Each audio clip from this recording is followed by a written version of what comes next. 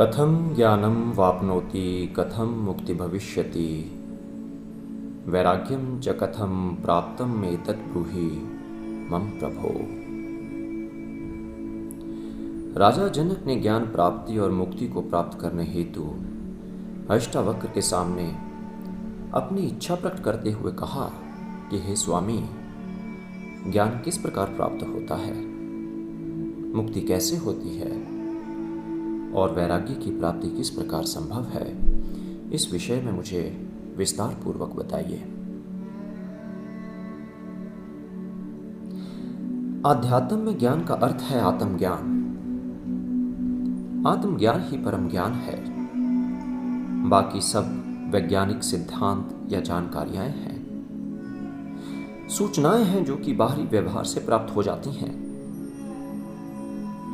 यह जड़ चेतनता उस प्रकृति तत्व की ही अभिव्यक्ति है और उसी के द्वारा सारे खेल का संचालन हो रहा है।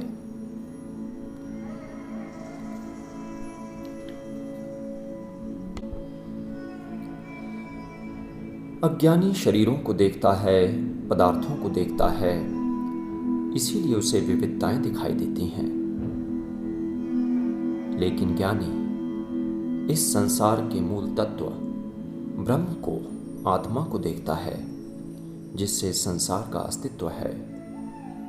इसी कारण उसे सारे संसार में एकता, एक रूपता ही दिखाई देती है। जिसने आत्मा को पहचान लिया वह आत्म स्वरूप हो जाता है। वह सारी शक्ति को अपनी शक्ति ही मानने लगता है। अलग अलग शरीरों और अलग अलग आत्माओं का ज्ञान समाप्त हो जाता है। अष्टावक्र जनक को तत्व ज्ञान का उपदेश देते हुए कहते हैं कि हे तात, शास्त्र अनेक प्रकार के हैं, जिनमें अनेक मत हैं। ये शास्त्र केवल पथ प्रदर्शक हो सकते हैं।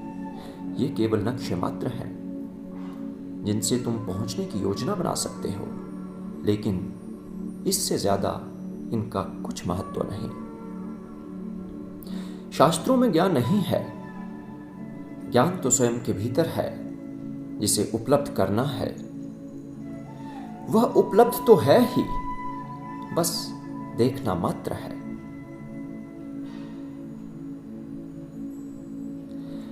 मंदिर जाना, तिलक लगाना, पूजा पाठ, यज्ञ, व्रत, उपासना करना, योग, साधना आदि सारे कार्य व्यक्ति के अभिमान को बढ़ाते हैं, जिससे वह परमात्मा से दूर होता चला जाता है। परमेश्वर साधनों से प्राप्त नहीं होता, वह तो पहले से ही प्राप्त है, हमारे अंदर उपस्थित है। वह अज्ञानता के कारण स्पष्ट नहीं हो पाता।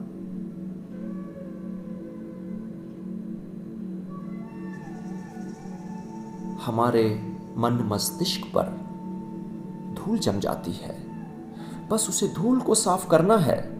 उसके हटते ही वह स्पष्ट हो जाएगा। उस समय तुम्हें आध्यात्म की अनुभूति होगी, तभी तुम्हें सच्चा सुख एवं सच्चा आनंद प्राप्त होगा। अष्टावक्र कहते हैं कि यदि तुम स्वयं को शरीर से अलग करके चैतन्य रूप आत्मा में एकाग्र होकर स्थित हो जाते हो, तो अभी सभी प्रकार के बंधनों से मुक्त होकर सुखी और शांत हो जाओगे। इस बात को मान लेना जरूरी है कि ना मैं शरीर हूं, ना यह शरीर मेरा है। मैं जीव भी नहीं हूं, मैं तो वास्तव में चैतन्य रूप हूं। जीने की वासना ने ही मुझे बंधन में डाला हुआ है। जीने की वासना ही बंधन है और बांधने का कारण भी। जिसका मोक्ष में अभिमान है और देह में ममता, ऐसा व्यक्ति ना तो ज्ञानी है और ना ही योगी। वह तो मात्र दुखों को भोगने वाला है, बिल्कुल वैसे ही जैसे भोग दृष्टि वाला संसारी। इस संसार में भोग की इच्छा रखने वाले लोग हैं और ऐसे भी बहुत लोग हैं जिन्हें मुक्ति की आकांक्षा है। लेकिन ऐसे महापुरुष बहुत कम हैं जिन्हें ना तो भोगों की चाह है, ना मोक्ष की आकांक्षा, जिन्हें कोई चाह, कोई आकांक्षा है ही नहीं। आत्मज्ञान रूपी परम तत्व को जान लेने से ही होती है मुक्ति। इस संसार का मूल तत्व ब्रह्म जिसे जान लिया तो सारे संसार का ज्ञान हो गया, सारे संदेह समाप्त हो गए। व्यक्ति वहीं शांत हो जाता है, वह साक्षी बनकर केवल देखने के समान रह जाता है, जिसके कारण वह सांसारिक बंधनों से स्वतंत्र होकर मुक्ति के मार्ग पर निकल पड़ता है। और मुक्ति के बिना ज्ञान नहीं होता।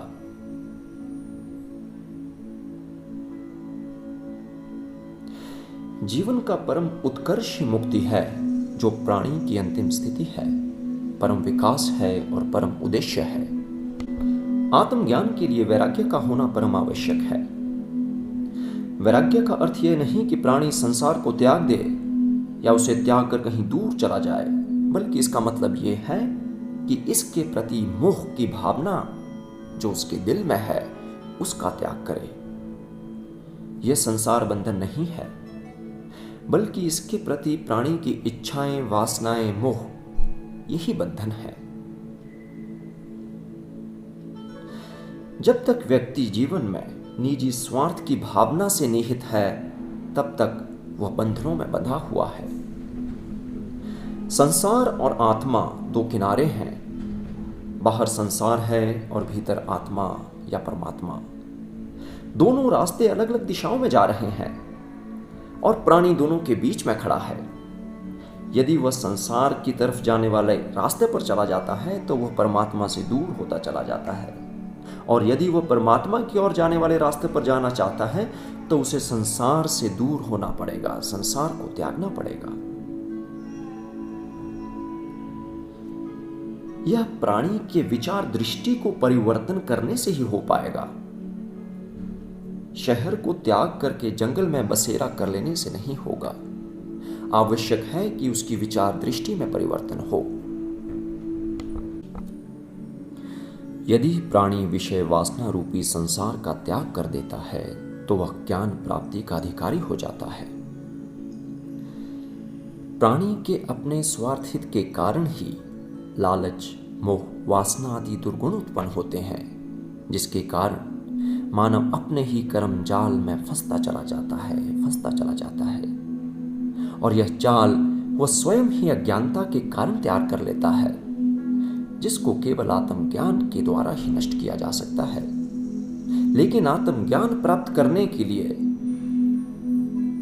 उसे परम जिज्ञासु होना पड़ेगा, अन्यथा भगवान भी उसे उपहार रूप में आकर ज्ञान नहीं दे सकते। ओम तत् सत।